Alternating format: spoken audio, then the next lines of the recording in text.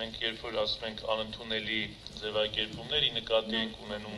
ձևակերպումներ, որոնք որ վերաբերվում են օկուպացված տարածքներ, տարածքային ամբողջականություն սկզբունքին, ռազմական ագրեսիա, զորքերի դուրսբերում եւ այլն,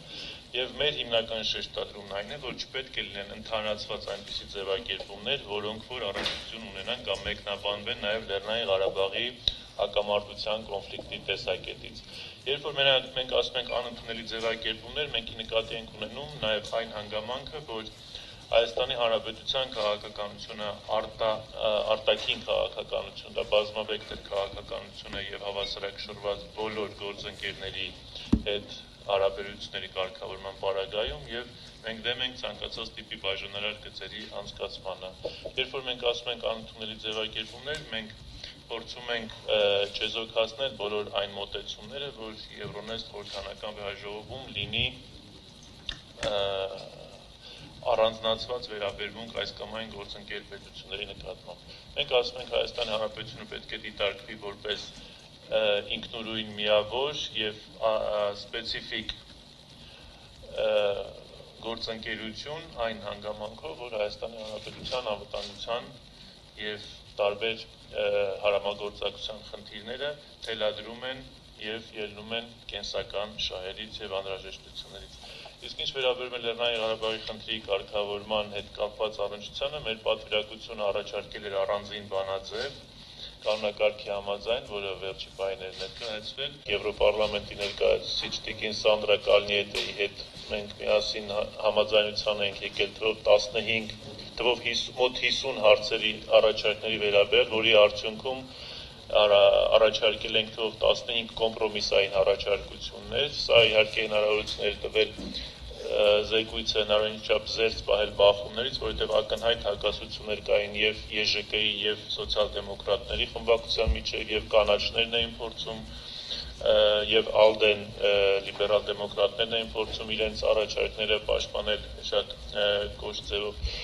Ինչով հնարավոր եղավ եւ ինչպես հնարավոր եղավ, ինչպես գիտեք, խորհրդանական աշխատանքում եւ ընդհանրապես նաեւ դիվանագիտության մեջ շատ խնդիրներ կուլիսային լուծումներ են ստանում եւ դրա համար գոյություն ունի մեխանիզմներ եւ շատ կարեւոր է նաեւ աշխատանքը քաղաքական խմբերում եւ պարոն Պողոսյանի, տիկին Աչեմյանի, պարոն Շագելձյանի հետ միասին մենք հենց առաջին օր անմիջապես մեկնելուց 1 ժամ հետո արդեն իսկ սկսել ենք մեր աշխատանքները Եվրոպայի ժողովրդական կուսակցության կողմից կազմակերպված խորհրդակցության շրջանակներում, որտեղ հիմնական համաձայնություն են ձեռք բերվել։ Հետագայում նաև աշխատանքներ են տարվել պարոն Բագրատյան ԱԼԴԵ-ի հետ, մեր գործընկերները պարոն Մկրտյանը եւ պարոն Էլֆիաջյանը իրենց խորհրդակցությունները եւ իրենց համապատասխան դիտարկումներն են ներկայացրել պահպանողականների խմբի հետ, այսինքն քաղաքական հարթակները եւ քաղաքական մեխանիզմները Եվրոնեստում ինչքան էլ որ մեր պատվիրակության համար շատ բարդ է, որովհետեւ մենք մեր համար կենսական շահերի պարագայում ենք հայտնվում ենք միայնակի դերում, որովհետեւ ի տարբերություն մեզ Ուկրաինան, Վրաստանը, Մոլդովան եւ Ադրբեջանը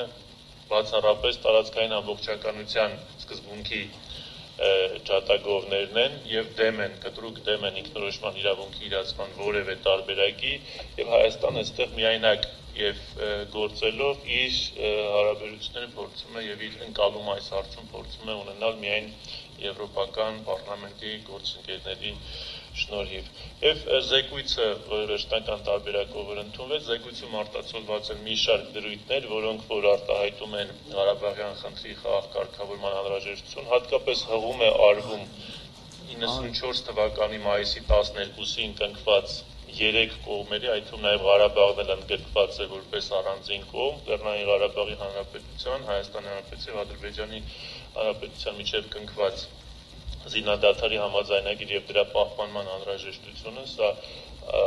առաջին անգամ հաջողվեց Եվրոնեստի եւ Եվրոպարլամենտի շրջանակներում այս բանաձևի վրա հղում անել։ Առանձին կետով զեկույցում խոսք է գնում խաղաղ կարգավորման եւ նախագահների հանդիպման, նախագահների երկխոսության միջոցով քաղաքական լուծումների ձեռքբերման եւ ԵԱՀԿ Մինսկի խմբի շրջանակների պահպանման, ինչպես նաեւ դատապարտվում է փակ սահմանների առկայությունը, որը իհարկե բնականաբար նկատի առնվում Թուրքիայի Հանրապետության հետ ունեցած Հայաստանի փակ սահմանները։ Մնացած առումներով ընդհանուր մոտեցումներ են Եվրոմիության եւ Արևելյան գործընկերության անվտանգային խնդիրների վերաբերյալ, հատկապես մեծ ուշադրություն է դարձվում Մերձավոր Արևելքում տեղի ունեցող զարգացումներին եւ տերորի դեմ միասնական պայքարի խնդիրներին։